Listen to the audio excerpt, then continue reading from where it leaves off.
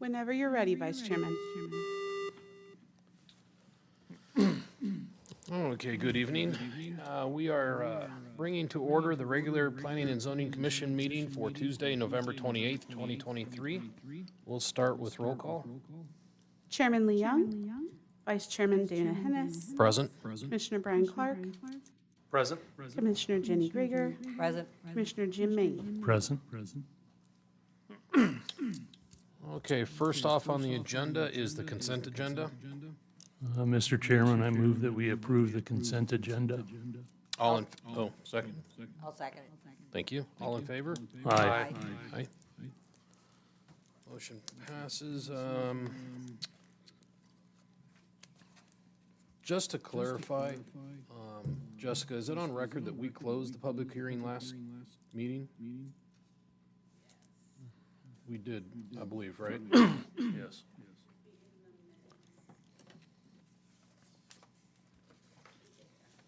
Okay, the reason I ask is the sign-in sheet people have marked testify, not to testify. So, oh, it is. I see it now. You've got a different format. Thank you. Okay, just want to make sure. I'm stalling to see if Lee will get here. Okay, so first item up on the agenda is tabled from November 14th, 2023, case number 2301-OA, ordinance amendment for the Kuna City Code Title 5 and 6 rewrite. Good evening, Commissioners. For the record, Doug Hansen, Kuna Planning and Zoning Staff, 751 West 4th Street, Kuna. The item before you this evening was tabled from November 14th, 2023 to allow the Commission additional time to review the code changes and the additionally submitted public testimony, and to provide the opportunity for the Commission to provide staff with direction towards specific changes to be made to the proposed Kuna City Code changes before you this evening. I will stand by for any questions. Thank you. Is there any questions from the commission?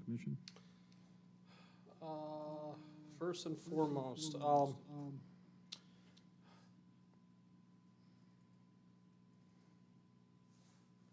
so my understanding is, and I read through it, I just want a confirmation on this. The subdivision process requires sewer, there's no provision for on-site septic? For the record, Doug Hansen, Kuna Planning and Zoning Staff. We do require that subdivisions hook up to city utilities depending on the size. There are certain extraordinary circumstances where we would allow for on-site septic, but that's a case-by-case basis, and that's up to the city engineer and public works staff, if that's something they would support. And that's mainly if the utilities are available there. Right. Correct, yeah.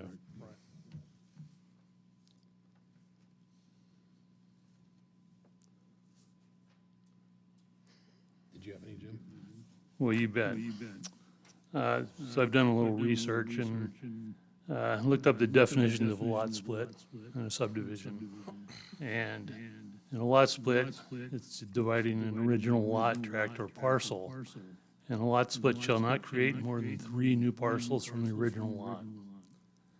A subdivision is the result of an act dividing an original lot, tract, or parcel into more than 3 parts for the purpose of transfer of ownership or development. With a lot split, the compliance includes sidewalks, sewer and water, if and when available within 300 feet, dedication of public right-of-way, and all parcels shall meet KCC 5-1-6-2. As far as costs go, to comply with the requirements of a subdivision, the documents and processes are substantially more cumbersome and costly.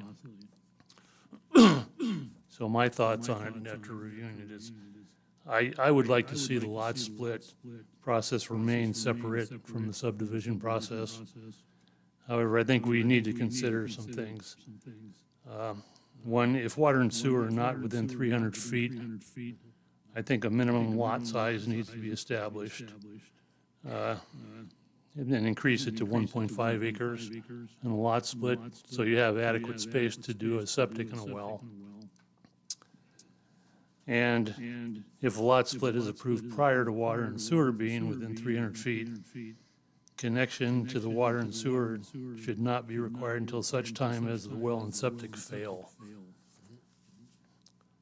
So those are my thoughts. And personally, I'd like to see the lot split remain separate from the subdivision. No, agreed. And you've itemized my thoughts succinctly. Thank you. Did a good job of mind reading there. Thank you. Thanks for transmitting that. Well, it seems like we've gone into deliberations as well, like we're continuing from the last time. I tend to agree, I think, with what I've seen on there.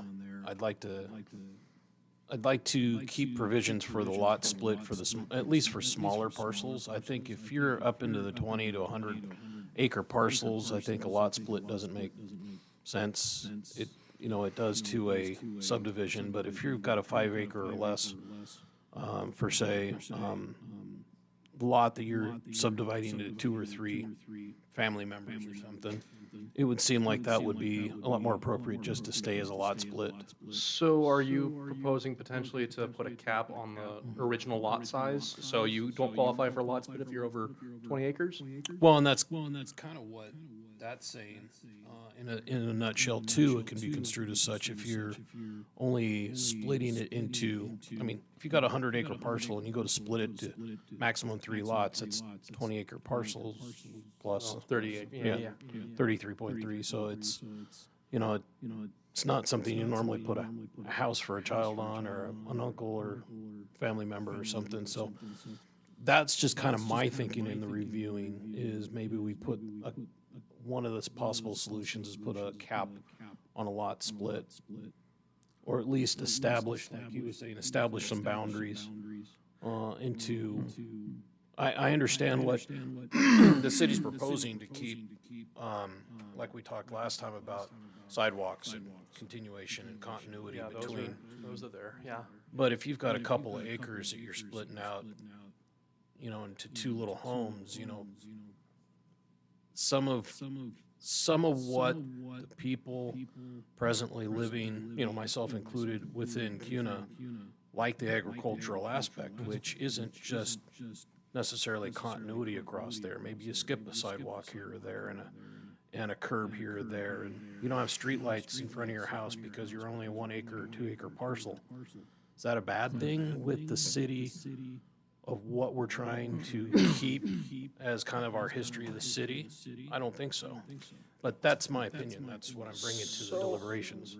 Based on my reading, assuming that, the crossed out portions that I read are the whole of it, sidewalks are required as part of the lot split process?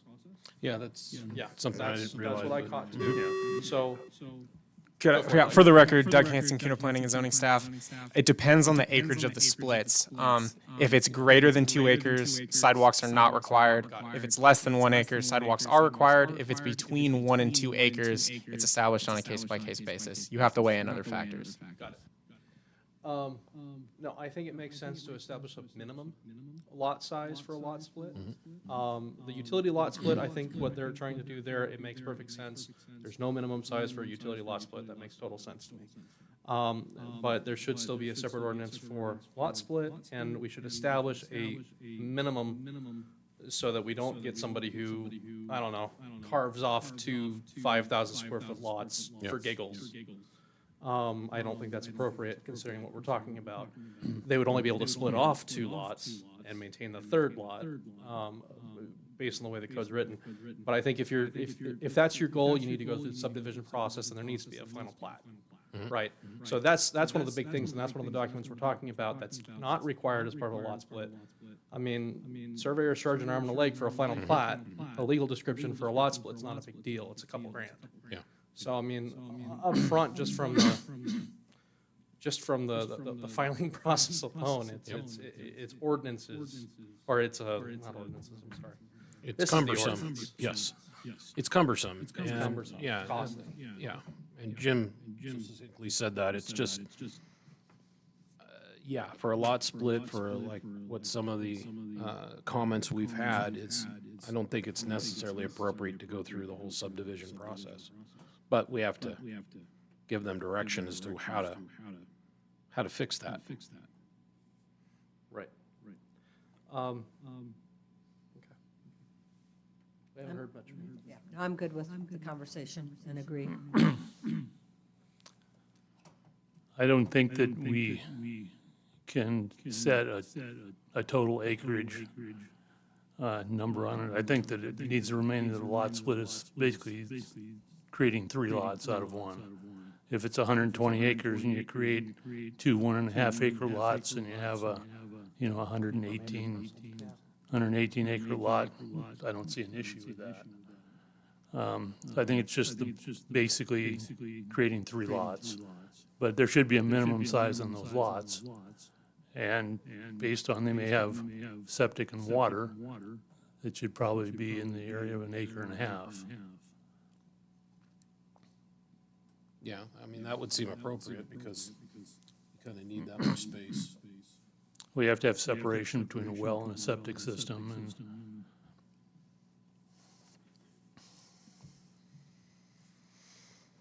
Yeah, I mean, I'm probably okay with that. It's,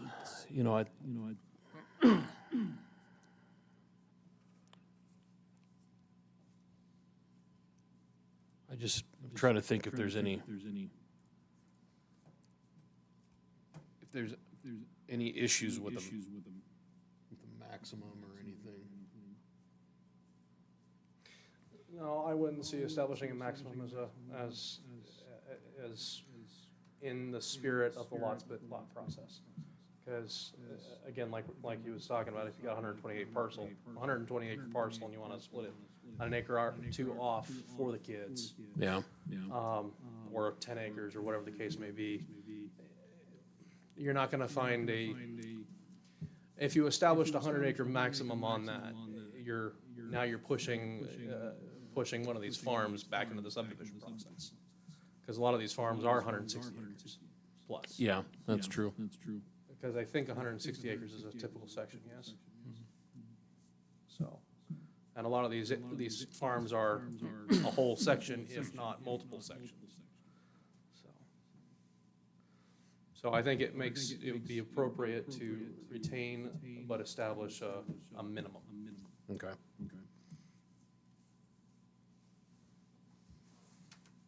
Yeah, I mean, I don't see an issue with that. Real quick, Doug, can you direct me in the red line document to the approving bodies table? I'm hunting for it. Yep, just give me, for the record, Doug Hanson, CUNA Planning and Zoning, just give me 1 second. No problem. I'm also looking.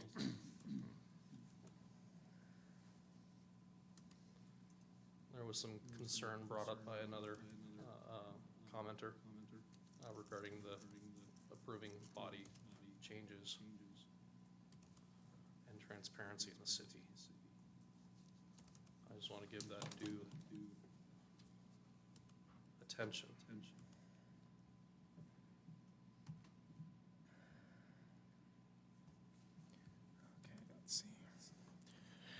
For the record, Doug Hanson, CUNA Planning and Zoning staff, I would actually point you towards Exhibit 2.14 and Exhibit 2.15 of your packet. Those actually show the changes that were requested at the city council meetings to make the change after Planning and Zoning Commission initially recommended approval. The changes proposed in Exhibit 2.14 changed the threshold of the council to reopen a public hearing, just requiring 1 council member to choose to reopen it. And then the changes proposed from Exhibit 2.15 show that it will be mandatory for the council to hold a second public hearing. Okay. So For those particular items, yes. Okay, very good. That addresses that letter. Okay, very good. Thank you.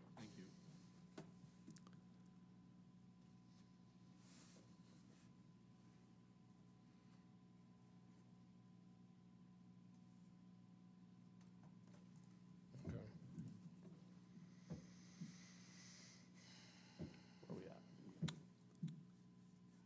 so at this point, Doug, is there a minimum lot size for a lot split? For the record, Doug Hansa, CUNA Planning and Zoning staff, there is no minimum lot size for a lot split at this point in time. Okay, and how are those established? For the record, Doug Hanson, CUNA Planning and Zoning staff. Right now, a minimum lot size would be established based upon the zoning district that the lot split was occurring through the official height and area standards table. But we could separately set up a minimum lot size through the code, just stating that the minimum lot size for a lot split would be whatever that size the commission decides upon to recommend to council.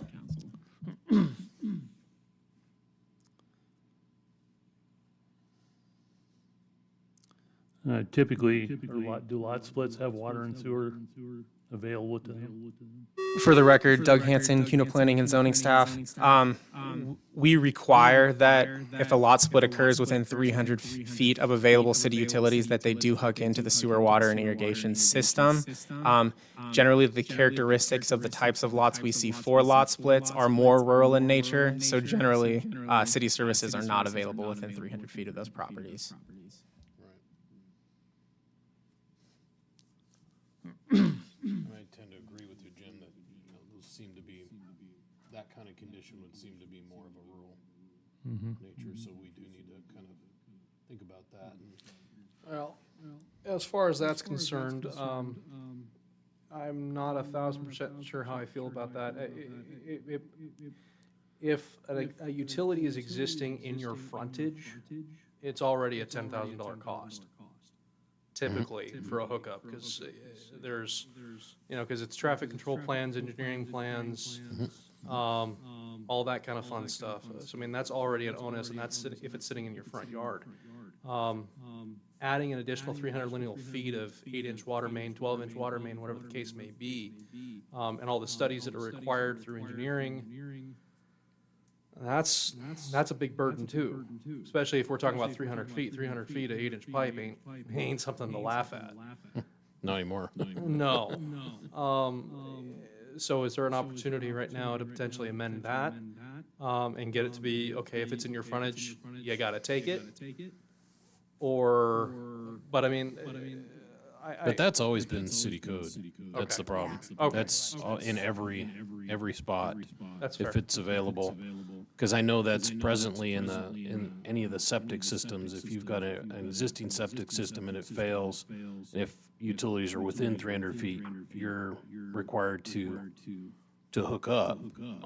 If it isn't available, then like Jim had said, is you can, as long as everything else works okay, you can put a septic in, and then you don't have to tie in until that fails.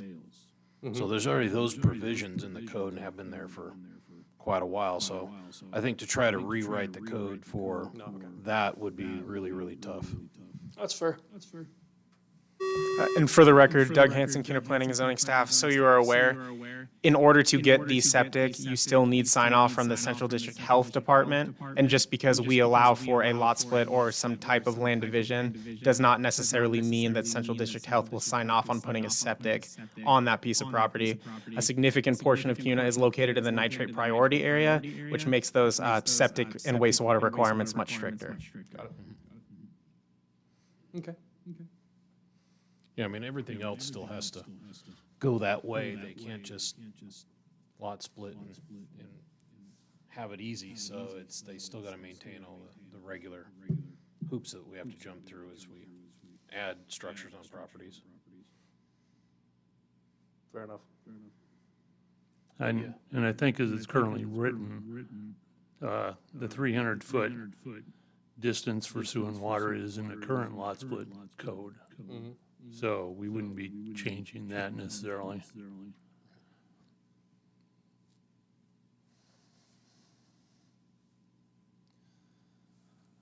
Any thoughts on a minimum lot size? Well, I mean, depending on the area that everything else, you can probably get at least one septic and well in probably an acre parcel. 1 acre works. Yeah. I mean, if you were looking down the road and had to re-up your septic 30 years down from now, it might be something where you'd need another space, but Actually need to review the health code again. I haven't looked at that in a while. I think I know that it worked in the past, but I think the well has to be at least 50 feet from. 50 feet from the drain fields. So I know we have it on an acre and a third, and we've had 2 placements of it over the years. So an acre and a half may be a bit large. We could probably state and keep it at an acre and still, engineering wise, be able to get it to work, but that's my thought. Right. That's granted, how big is the house? Where is the house? What other outbuildings do you have, you know? So, You gotta fit it at the end of the day. So, I mean, you have to have your septic tank, your leach field, 100% expansion, and still be able to fit your well on there, so. yeah. That's gonna dictate the size of your house depending on the shape of your property, so. I think establishing a 1 acre minimum is reasonable, and go from there. So that way we retain the lot split and just establish a minimum. I think the way the rest of the code is written as far as the requirements for improvements, I think are reasonable. So do we have any other concerns on the document? That's what I was going through. I was revisiting the, And then how do we approach these revisions? How do you guys want to do that? Present them with requirements to do changes prior to city council? Do we want to see it on the way back, before it goes to council, et cetera? For the record, Doug Hanson, CUNA Planning and Zoning staff, what you would want to do is you would want to make in your motion this evening to let staff know the specific changes that you would like to see, table this item to a date certain, and then we would bring those changes back before you, and then you could make a recommendation. okay. Okay. Yeah, seems about right. No, again, back to, are there other areas in the document that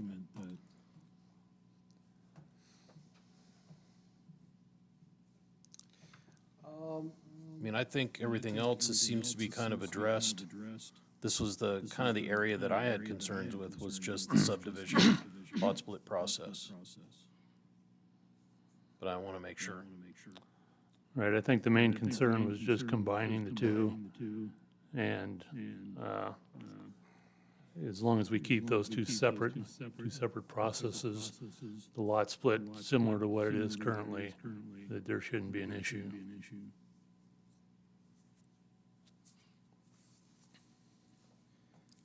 I think the only question I had, and I noticed this and I didn't dig into it too much. Can I get a brief overview of the density bonus concept for the subdivision? Or is that part of the PUD? For the record, Doug Hanson, CUNA Planning and Zoning staff, the density boning provision has always been a part of CUNA City Code. We just clarified it within the PUD code. We tried to make it more simple and easier to understand. The reason for that density bonus, it would obviously have to be recommended by the Planning and Zoning Commission and approved by the City Council.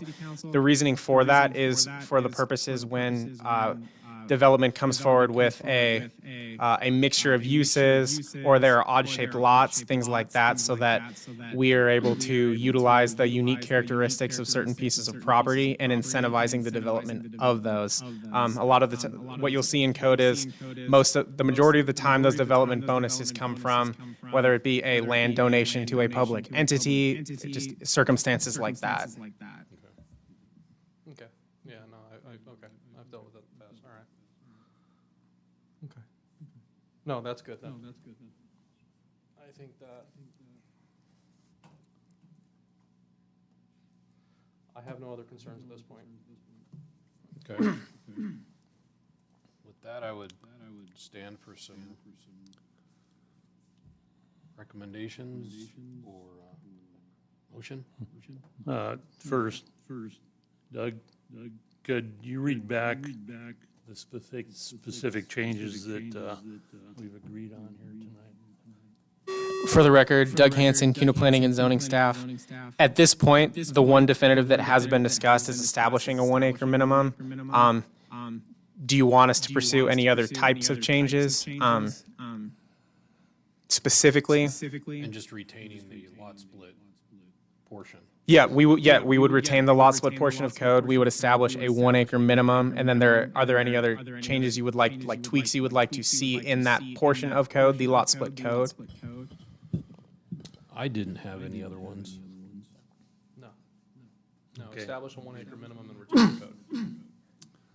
Separate from the lots, from the utility lot split. Okay. And if I may, since it was brought up this evening, we discussed Central District Health permitting and the nitrate priority area. Right now, there's no requirement for an applicant to prove that they could get a septic tank approved on a proposed lot. Something that staff was discussing was that they would talk to Central District Health first and establish that they could be permitted a septic on one of these proposed lots so that the city isn't then approving these lot splits because they're going to Central District Health and their septic is being denied. We would like some more work to be done on the front end so that we're not creating lots that can't be serviced. I would agree with that. Well, are there other purposes for which a lot split would be used that wouldn't require sewer or water at all? Well, I think you can establish that as well in a condition and have that Right. read in. You know, if they're going to propose a residence on there, then Yes. they have to do due diligence ahead to prove that it's capable on that site that they're proposing. Right, so If- that's where things get a little more complicated, because if you tie the lot split directly to, you just universally tie it to it wouldn't be a will serve letter, it would just be, a soils analysis and a suitability for septic. No, actually, I think I kind of do like that, because there's no guaranteeing that the lot wouldn't be sold off for residential in the future anyway. So, no, I think that's actually fair. And there's always provisions in the code for various oddball type usage to, relook at that on a one-on-one type basis. But I think as a general code item or ordinance item that I think is right. I think it's a good idea to protect the applicant as well. Yeah. I mean, because that throws a whole nother wrench into things. Yeah. Again, there's costs associated with it, and, I don't want to throw more money at things if I don't have to, but I actually agree. It's, There's not a lot of cost involved in that one No. compared to filing everything ahead. So as long as they know they can do it, then they can proceed. But they pay the littler amount to figure out if it's possible or not. They'll find out the cheaper way. I agree. So, yeah, I think provisions to get a septic test. I'm looking at you. Okay. So I'll shoot out a motion here and you guys can criticize it if you like. Never. Mr. Chairman, I move that we direct staff to maintain the lot split portion of the code as well as the subdivision portion of the code, and to modify the lot split to include a minimum lot size of 1 acre.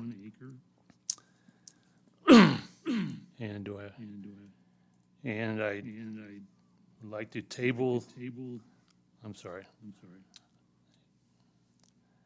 And I'd like to table to a date certain of December 12th, 2023, with the public hearing open to receive testimony limited to the changes requested this evening by the condition only. And we'd want the condition for site suitability, septic suitability prior to applicant or application. Correct? Did you get that? For the record, Doug Hansen, CUNA Planning and Zoning staff. Staff could either make those changes and present them to you on a date certain on December 12th, and you can decide upon them. Or if you want to reopen the public hearing, you can, but that would actually have to be tabled to a date uncertain, and staff would need to renotice. But if you are comfortable with us proposing those changes to you at the next meeting and making your decision, we can bring that forward in that manner.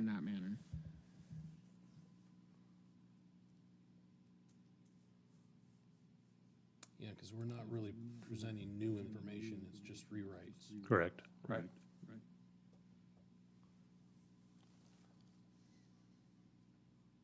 So I would stand for a revised motion. I'm glad Lee's not here. Yeah, me too. Okay, Mr. Chairman, I move that we direct staff to make the requested changes to the lot split portion of the code to set a minimum lot size to 1 acre and to do a site suitability study for septic and well. And I move that we table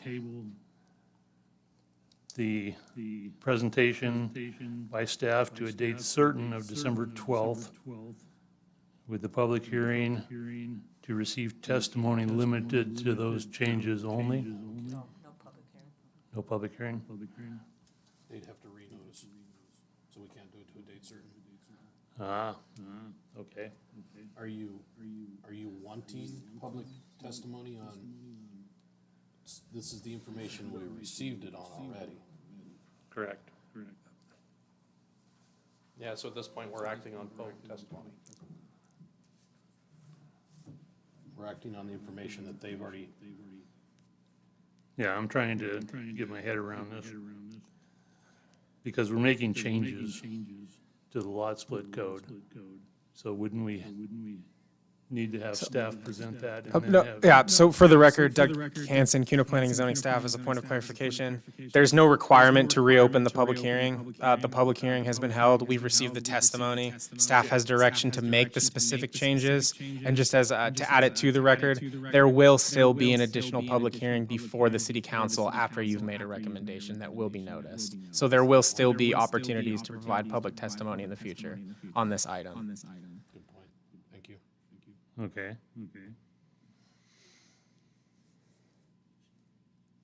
So do you want me to try again?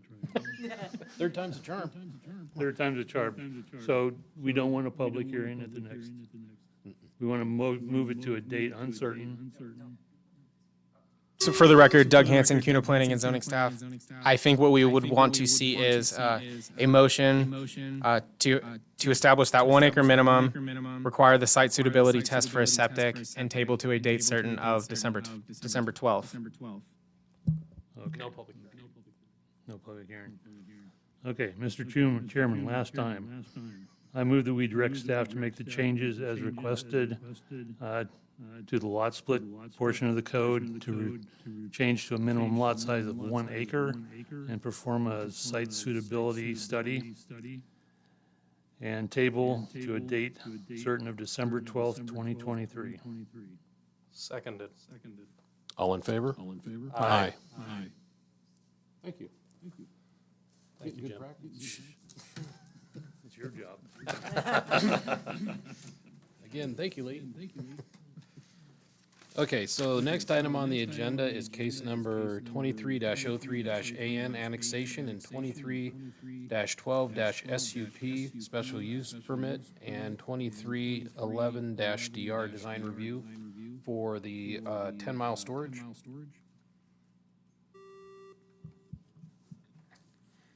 Good evening, Chairman and Commissioners. For the record, Associate Planner Jessica Hall, 51 West 4th Street, CUNA. The applicant requests a recommendation of approval to the council for annexation of 10 acres located at 5610 South 10 Mile into CUNA city limits with the C2 area commercial zone. The applicant also requests the commission's approval of special use permit and design review applications for the development of an interior-exterior self-storage facility with associated parking lot and landscaping. The comprehensive plan, future land use map, or FLUME, designates the subject site and the parcels to the north and south as mixed use. As 10 Mile Road is a secondary entryway and commercial corridor for the city, staff finds the proposed commercial zone along 10 Mile, especially as the parcels to the northeast, east, and southeast are designated as medium-density residential, in which future development can be designed to offer a proper transition between the two uses, thus meeting a mixed-use designation for the area. That was a mouthful. Hopefully it made sense. The official schedule of district regulations found in CUNA City Code 533 requires all storage facilities to acquire a special use permit regardless of the proposed size or zone, while the design review overlay district found in CUNA City Code 54 requires any new commercial development to undergo a design approval process for the building facades, landscaping, and overall site layout. The proposed site plan and landscape plan shown in Exhibits 2.11 and 2.13 show a large stormwater retention area on the southwest corner of the site and a large climate-controlled indoor storage building which will also house an office. This main structure, Building A, located on the northwest corner, provides a facade with varied textures, colors, and materials which offer a pleasing aesthetic along that commercial corridor or entryway corridor. The remaining storage buildings provide color variation and are located on the north-northeast portion of the site. An open-air storage area is proposed to be located on the south-southeast portion of the site and offers approximately 239 paved and striped stalls.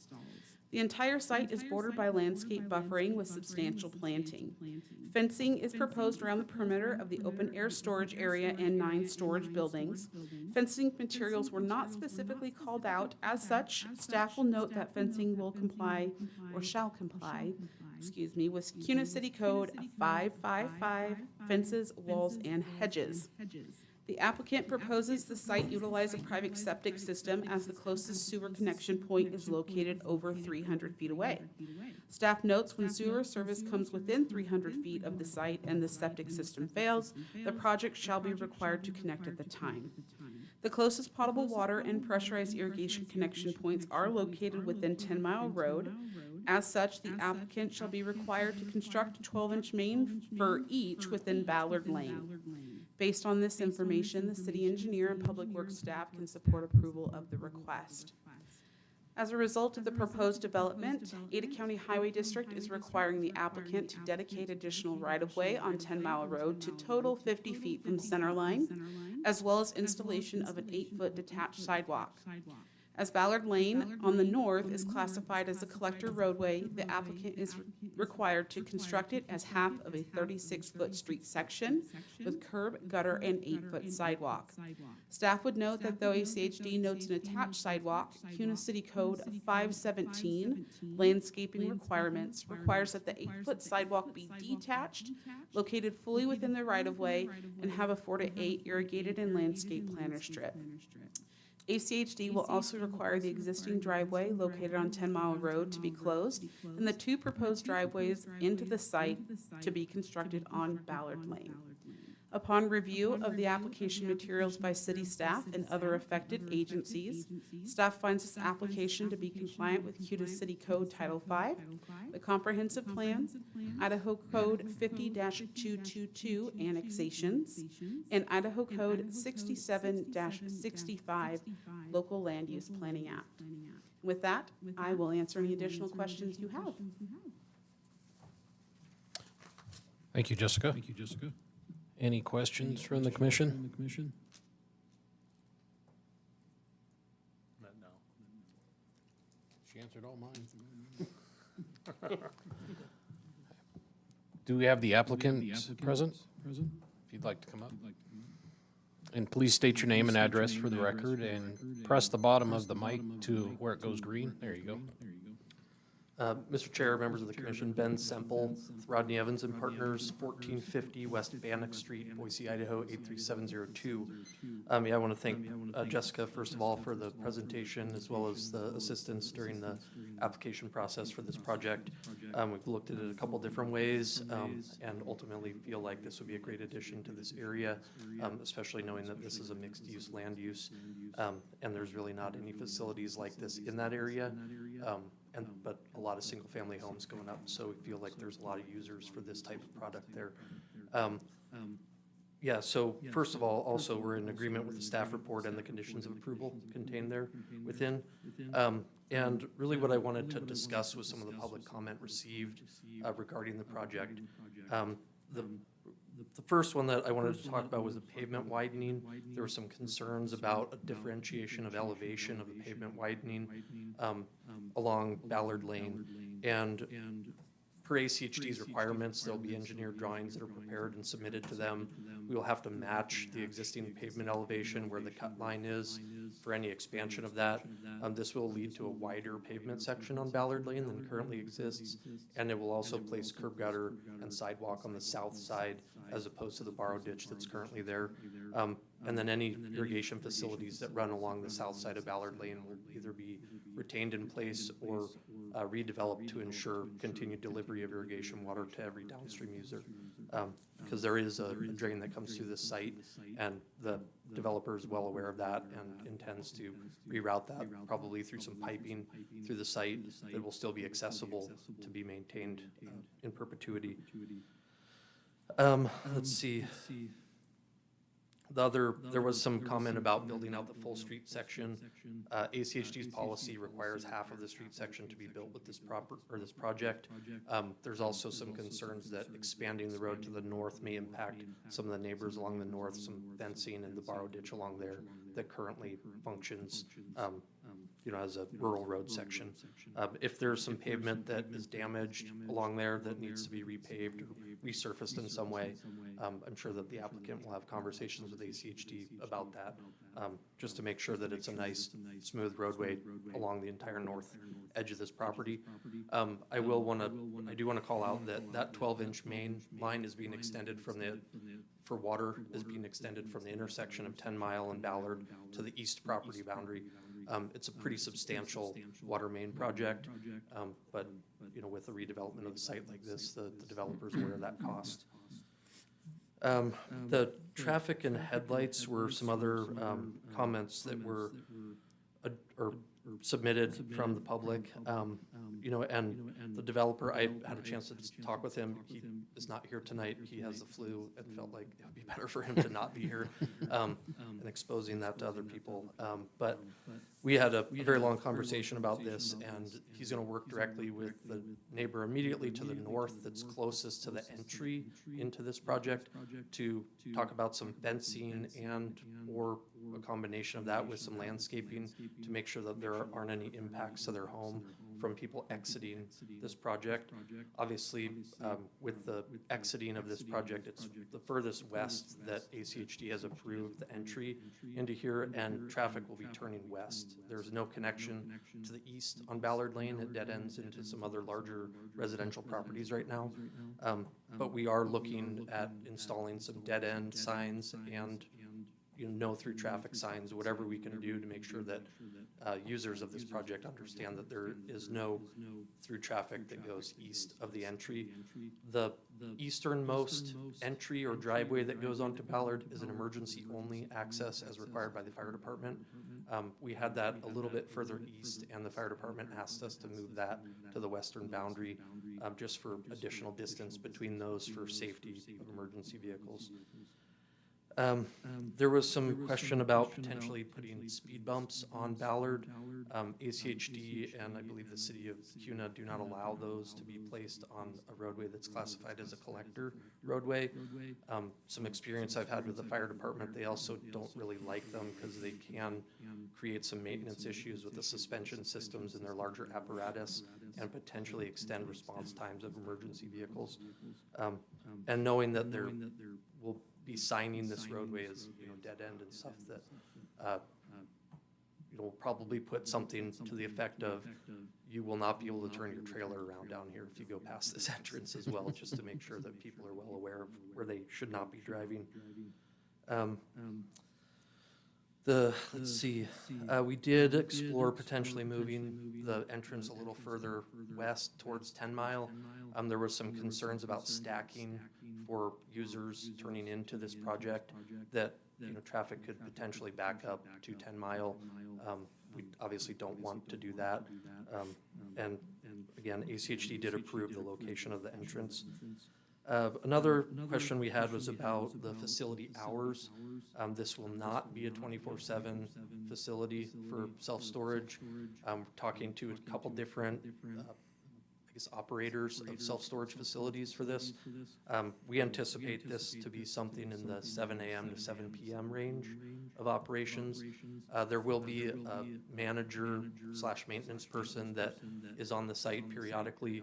A lot of these storage units, they operate with some automated kiosks and stuff for when you sign up for your unit. And, but there will be someone that is on site at least a couple times a week, making sure that there aren't any issues there. And absolutely will be some sort of security system, probably consisting of sensors and cameras and everything else to make sure that the facility is safe and secure, not only for the users of the project, but for the neighbors adjacent. There was some talk about trash.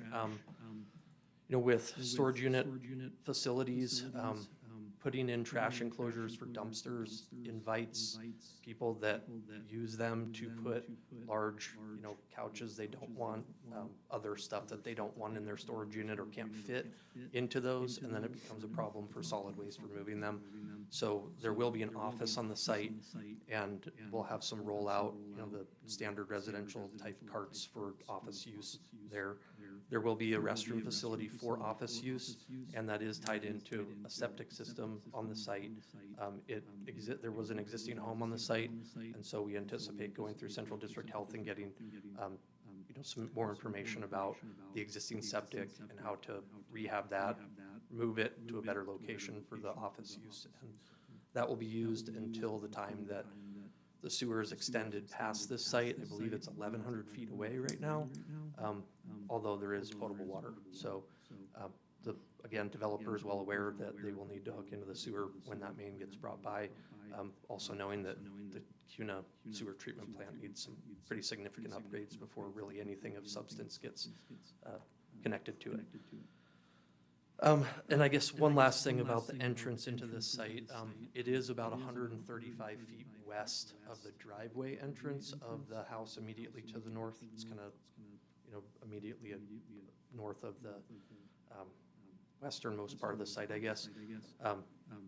Although we do understand that the yard and the way that the house is oriented, there could be a potential impact, but we feel very good about the fact that traffic will be turning west out of the entrance when they leave and coming in. They're obviously turning south, so hopefully with the addition of some landscape and fencing coordinated with that owner, we can mitigate any negative impacts on their property. So with that, I think I'd stand for any additional questions that you may have. Thank you. I don't have any at this point. Does anyone? No, not yet. Thank you. Thank you. That actually answered quite a bit, so. All right, great, thanks. Yeah, because my first concern was, how does the neighbor feel? Okay, so with, so with that, I'll open up the public testimony at 6:48. And is there anybody present that has not signed up already? Okay, would you mind coming up and signing in?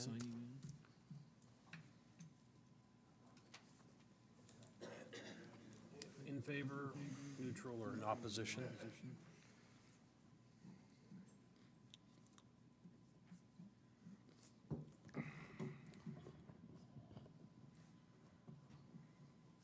Thank you.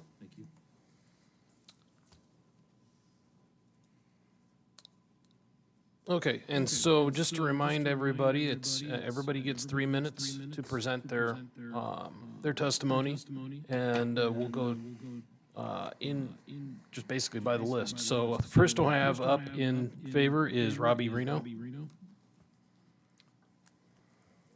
Robbie Reno, CUNA School District, 711 East Porter Street, CUNA, Idaho. Unfortunately, this does not fall in the CUNA School District, but we support any commercial development that comes in CUNA because it takes away from the homeowner's tax and it increases the commercial tax that we know is very limited in CUNA. But unfortunately, this does not reside in the CUNA School District, but we would support it if it was. Thank you. Thank you. Okay, next on the list in the neutral category, I have Robert, is it Keish? Kelch, sorry.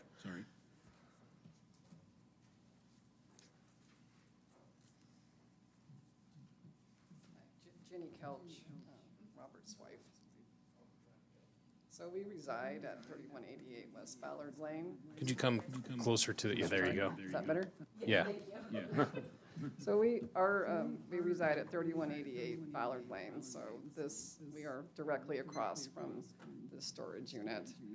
So a couple of things have already been addressed, it sounds like, but, considerations that we have or increased traffic on our lane. Obviously, there's only 2 homeowners on the lane now, so it's gonna be a huge impact to us. And Ballard Lane will be the input to the storage. That storage unit driveway is about 100 feet from our private driveway, so, concerns that the public may use our driveway to potentially turn around, and Ballard Lane's about 1/3 of a mile long, and there's no posted speeds, and it's a dead end, but there's no designation of it being a dead end. So, some concerns that they think there'll be an outlet down Ballard Lane to get out, and so there'll just be like constant traffic going back and forth. Yeah, so we had concerns with, kids, we have grandchildren, we have, barn cats that live outside and things like that, so. So we talked about posting some signs potentially, we already talked about the security.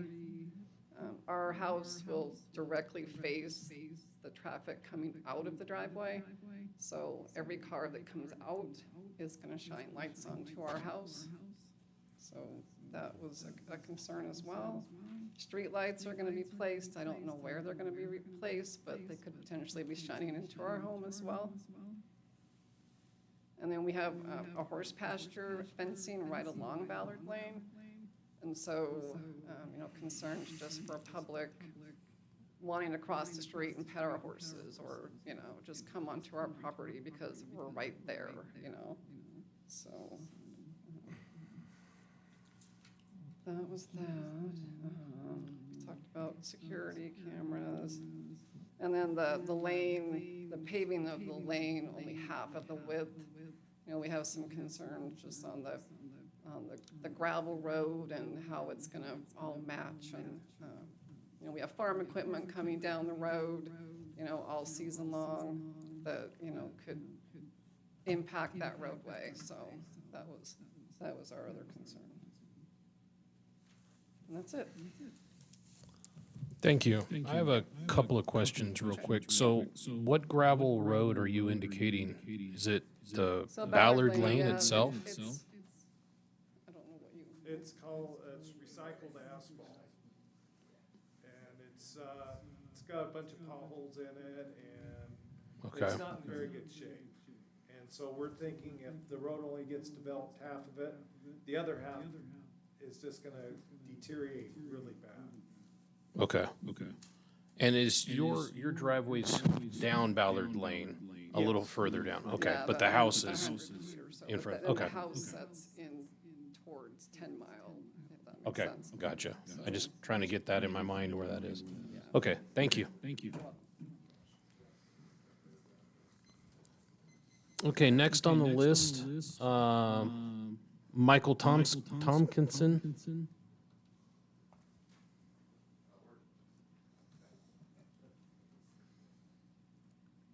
My name is Michael Tompkinson.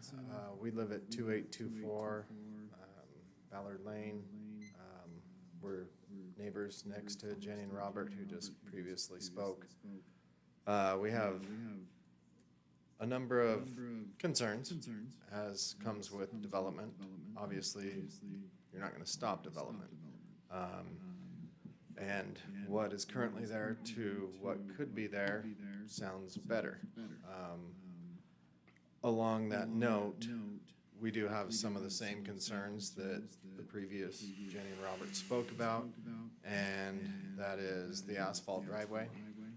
They talked about coming in, but people gotta come out.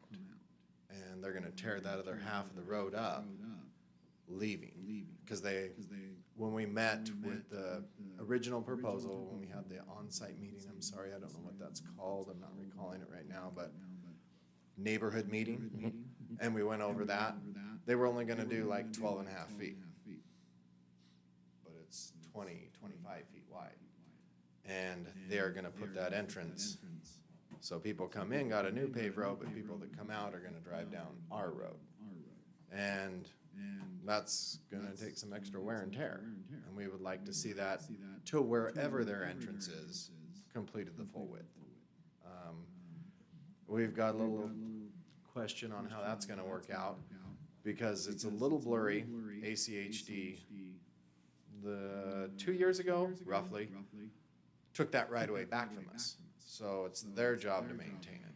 But where does that fall into development, and where does that fall into who's gonna own the correction of that? And so we would like that answered. Obviously, I share, we have three neighbors basically. One is Dave Berryman here, Jenny and Robert. And we're all, again, willing to see it developed. We're neutral on it, at least I am. But they, again, neighborhood meeting, first thing, they talked about two sides. There's two other sides. And those two other sides of a fenced-in property, what do those look like? The front two sides look like stone and vinyl fence, and they look good. But the other side, when we talked at the neighborhood meeting, were just chain link. And I think maybe a privacy chain link at least, like something to block off the items that are stored in there, just so it doesn't look like a parking lot. That's really all I have on that. And then we would like signs post, as you talked about. Just the, dead end, don't turn around. Our driveway is not a turnaround. I mean, it's gonna get old real quick. And then we also have one other question, and that is, we're a mid-mile market road, so we're right in the middle. And they developed it the other way, going east to west. Is there not an availability to have the entrance off of 10 Mile? Because 10 Mile is a widening road, right? They're working their way down here, making it 4 lanes. I'm gonna have to stop you there. Sure. We've got your 3 minutes, so. Okay. So I was trying to get that question out, so Nope. we'll see what we can You do to heard me answer though, that. Thank you. Okay, next up is Dave Berryman.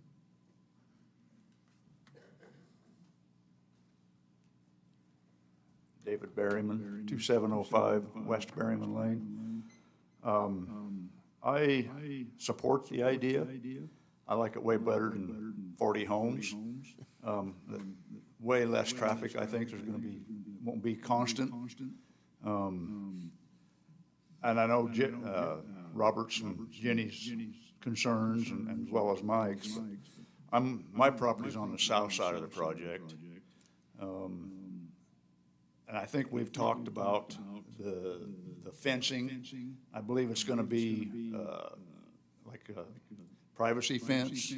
And I've talked to them about putting a berm up and then putting a fence on top of that, so that we don't have as much visibility of the parking area.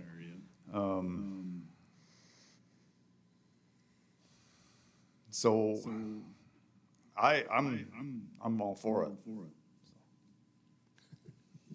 Thank you.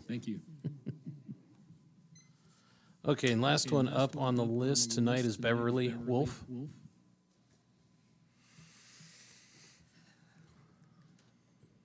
Beverly Wolf, 3420 West Commemoration. I'm only against this kind of stuff because where's the other commercial there? I'm just asking.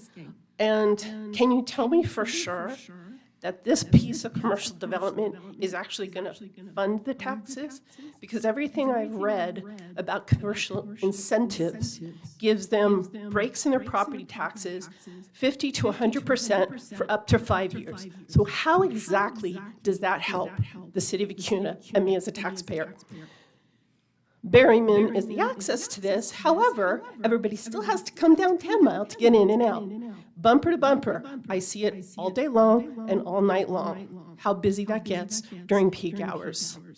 So the traffic's still going to go up. The wear and tear on the road is still going to go up. And who pays for the road repair? These poor people are going to lose their beautiful rural area. Some of them have different reasons that they're willing to support it, but I'm guessing they're feeling overwhelmed by a developer because the developers seem to win the most here. How would you like it if the two neighbors across the street from you got plowed down and paved with a parking lot? I'm just asking. Thank you. With that, that's everybody on the list. So if the applicant would like to come back, answer some of those questions. Mr. Chair, members of the commission, again, Ben Semple, 1450 West Bannock Street, Boise. Yeah, very sensitive to, the impacts that development makes on neighbors, and I unfortunately can't speak to how the tax code works in CUNA and how commercial tax base versus residential. I do know that typically in other jurisdictions, commercial tax base ends up being higher than residential and helps offset some of those costs. Regarding traffic, yeah, as I stated, the developer, my client, is really working with ACHD regarding dead end, no through signs, don't turn your trailer around down here. If we, we'll talk to them about speed limit signs, whatever that needs to be that they feel is appropriate here. Again, they've identified this as a future collector roadway because it is on the mid-mile there. So the half of a 36-foot road section, so from center line to back of curb, 18 feet. It's approximately 16 feet of pavement from the center line of that road. I'll definitely talk to ACHD and my client about rehabbing the northern section of that road from 10 Mile to the east side of the entry with a rural road section. In other projects I've done, they've done half the road section, then 12 feet of pavement on the north side of the center line. That would give them 28 feet of pavement there, which I think would help alleviate some of the issues that were brought up by the neighbors. So we don't have streetlights shown along Ballard. I haven't seen anything from the city requiring streetlights or ACHD requiring streetlights along that section of Ballard. Because it is a dead end, and while ACHD has it designated a certain way, it's probably going to be quite a while before that gets extended. We're not going to propose them, so unless it's conditioned by the city or another jurisdiction, we would like to not install those. We're also avoiding putting any lighting on the north side of those buildings to, again, help alleviate some of the issues with the light intrusion.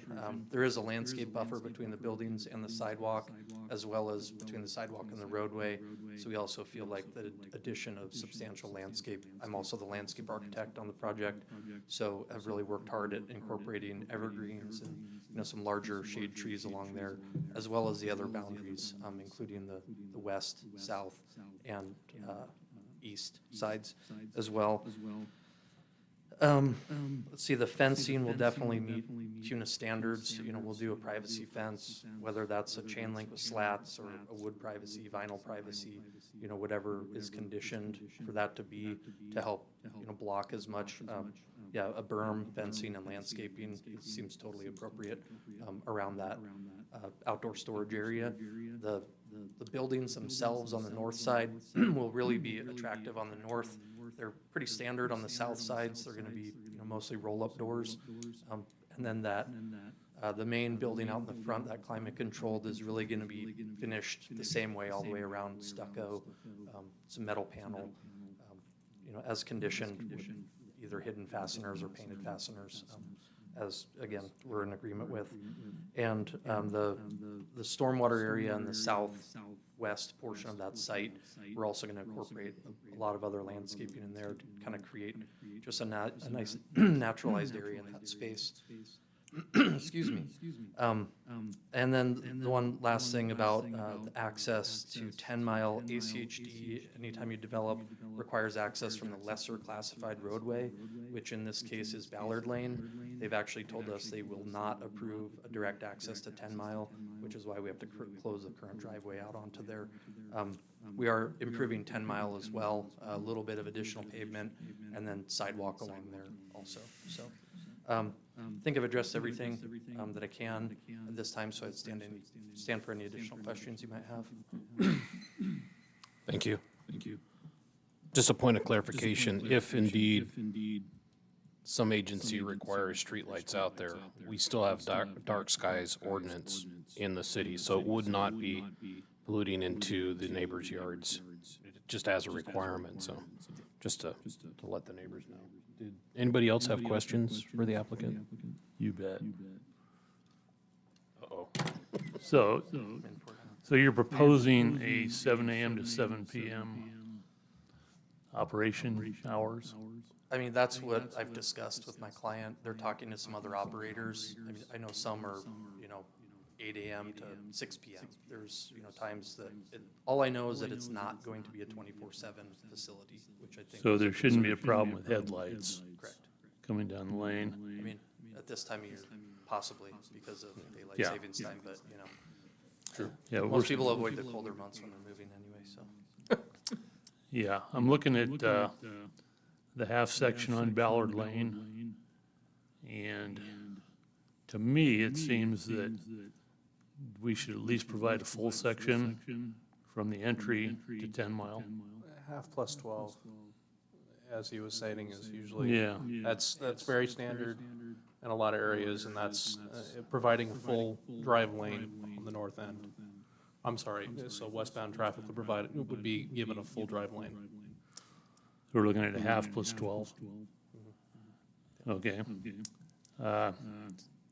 Additionally, we can put all the signs up we want that say no turnaround, don't come down here. But people are gonna go down there and, they're gonna forget their code. And they're gonna do this or that, and they're gonna drive to the end of the lane and try to figure out how to turn around. So I'd really like to see some way to mitigate that, some way within the facility to turn a vehicle around.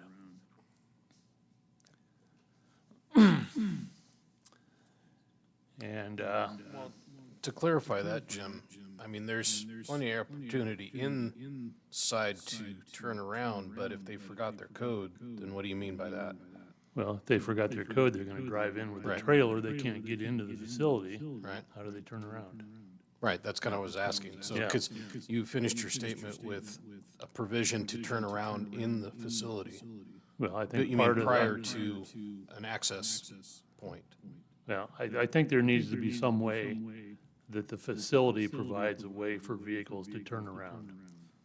Mr. Chair and Commissioner Main, if I may, so there is a requirement that the entry gate be set a minimum of 30 feet in from the edge of the pavement of the travel lane of Ballard, which in, my experience, unless you're hauling something really big, that would allow you to back out, towards the east and then leave westerly.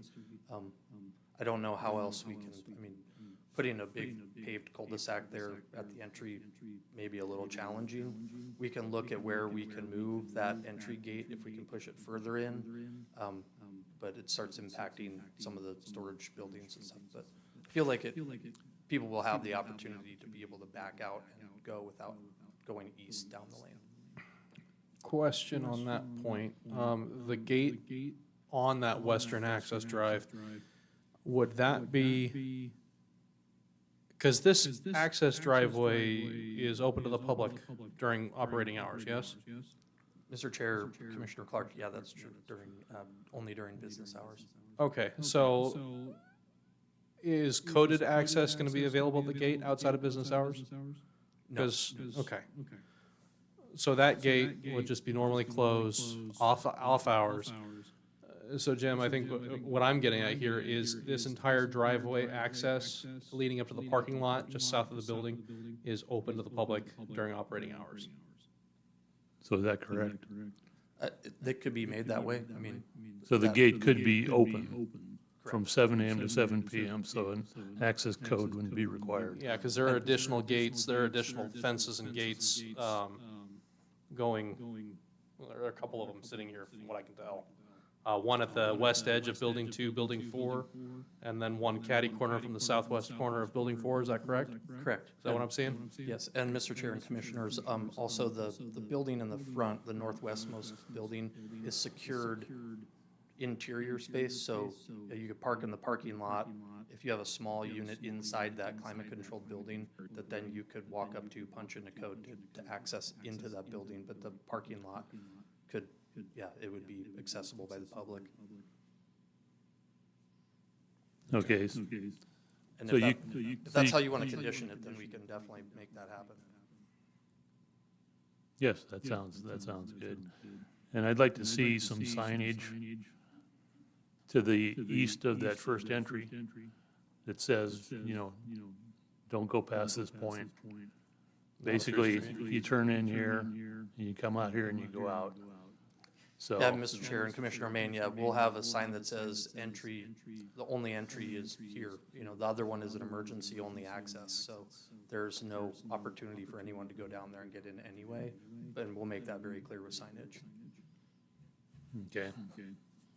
And then my final thing is on fencing, because it really doesn't tell us what the fencing is.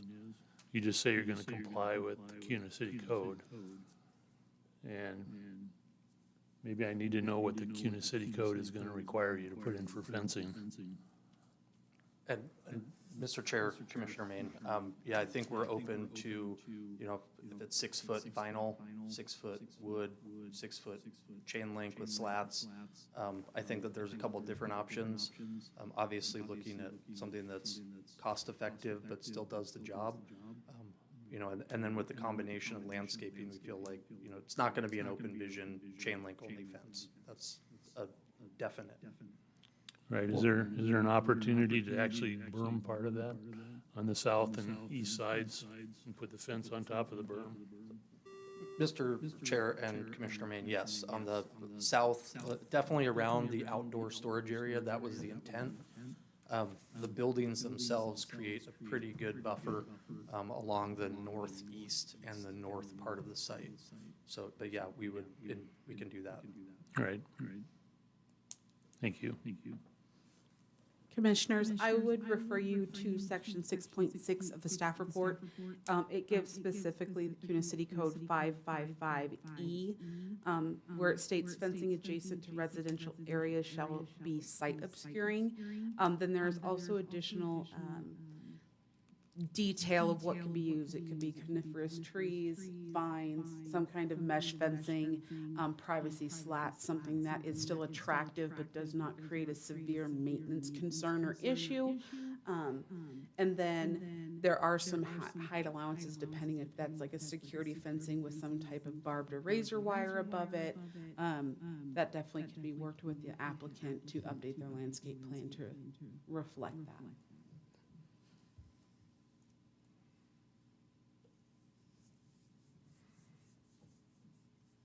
Any other questions? I think Jim covered them. Thank you. Thank you. And with that, I'll close the public testimony at 7:14. And that leads to our deliberation.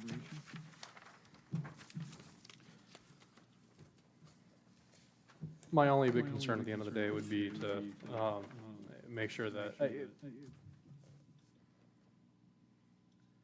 half plus 12 would be very reasonable for that situation, especially since it is an older, it needs to be an actual roadway section to support traffic. It sounds like the existing road today is just recovered asphalt. It's DG. That's not really conducive to public traffic. So that's my biggest concern, I think, with the project. Lighting looks good. Exterior lighting doesn't look excessive, and it's all downward pointing. Looking at building 1, there is exterior lighting along the north edge. But again, that looks like it's all facing down, landscape lighting. So I don't think that's of any major concern. And all the on-site lighting looks to be contained within the bounds height-wise of the building itself.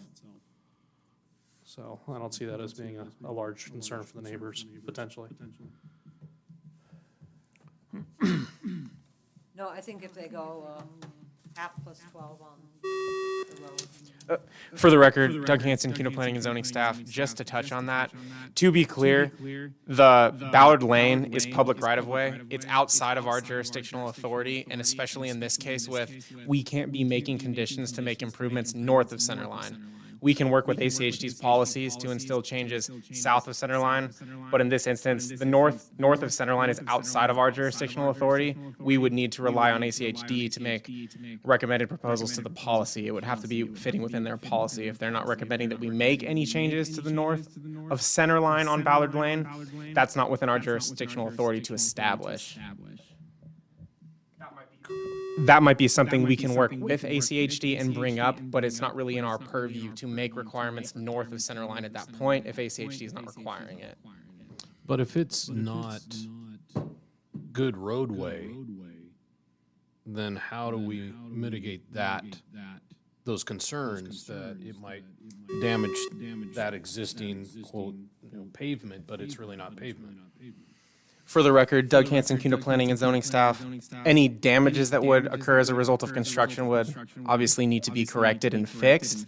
Well, we're not talking construction, we're talking just normal usage. If it's indeed just reclaimed blacktop, then that doesn't seem that that's within their roadway specifications anyhow. So I'm confused as to what the road condition actually is, or, if it's ACHD, it can't be reclaimed pavement in that area. And if this is a large area of concern, for the record, Doug Hanson, CUNA Planning and Zoning, staff would perhaps recommend tabling this item to acquire additional information from ACHD to enter it into the record. With what we have in front of us, it may be difficult to make this decision this evening. We're happy to get additional information in regard to Ballard Lane and the state of the pavement, and we can see if ACHD would be willing to expand on their requirements of the applicant to make changes to the north half of Ballard Lane, but that's just not what's before us this evening. The north of the center line, I'm sorry. Okay, thank you. In your experience, because you deal with civil a lot more than I do on that. But in a different world, keep in mind. Right, but still closer to my world. Fair enough. I mean, how do we try to help this situation? It doesn't seem, At this point, it seems like the prudent course would be to push it back to ACHD and see if there's an opportunity to include that additional. It sounds like the developer is willing to work with that condition, but they can't just put pavement in without approval from ACHD, obviously. So this would have to be something that would be within the bounds. I mean, ACHD is just a whole different animal. I'm used to, I'm used to paving within the city, so.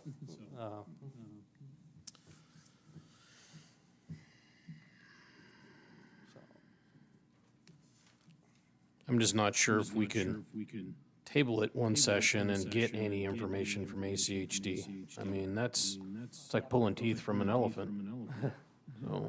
So at that point, would we want to table to a date uncertain if we were to go that direction?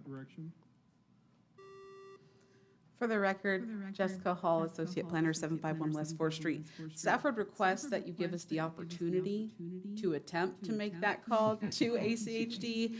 I've worked a couple projects specifically within the last 3 or 4 months where I was able to contact the individual who wrote the staff report themselves and get a pretty quick answer. ACHD actually has a full staff now, so they tend to be a little bit quicker than they have in the past. Okay. So I would request it be tabled to a date certain of December 12th, 2023. Of course, that is at your discretion, but that would be what we would prefer. No. I think that's reasonable. Okay. Well, then I stand for a motion. Go for it. I haven't gotten there yet. Mr. Chairman, I move that we table case number 23-03-AN, 23-12-SUP, and 2311-DR for 5610 South 10 Mile Storage to a date certain of December 12th, 2023, so staff may contact ACHD to inquire about additional paving on the lane. Seconded. All in favor? Aye. Aye. Thank you.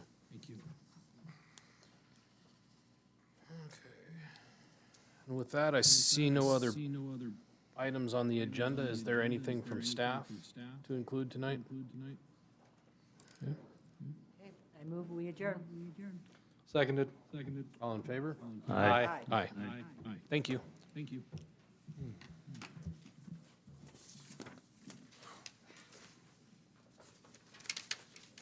Moving at the speed of bureaucracy.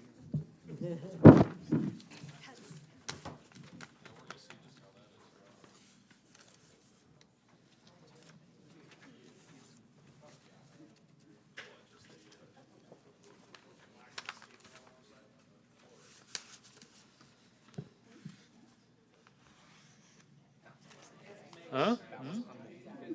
That was on you? Probably confused yesterday. Yeah, you just confuse the hell out of me every time I talk to you. When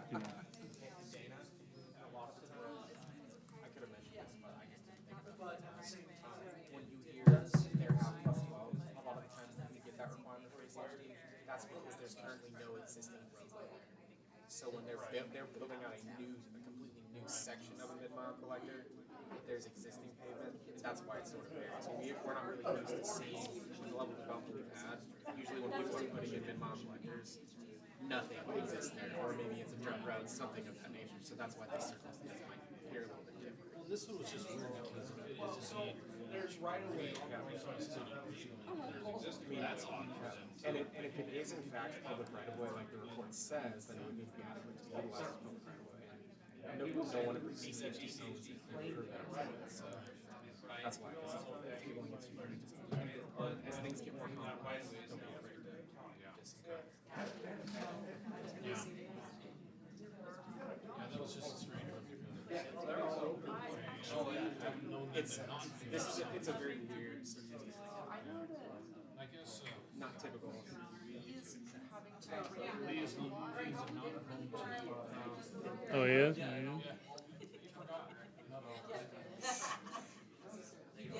What's he doing in Mount Home? Well, it says he took it to me. He says I'm not home. This is my fault. Thanksgiving threw my whole calendar off without me there. So I don't know what he's doing down there, but I'll tell him thanks though. Jim's gonna hit you. That would be bad.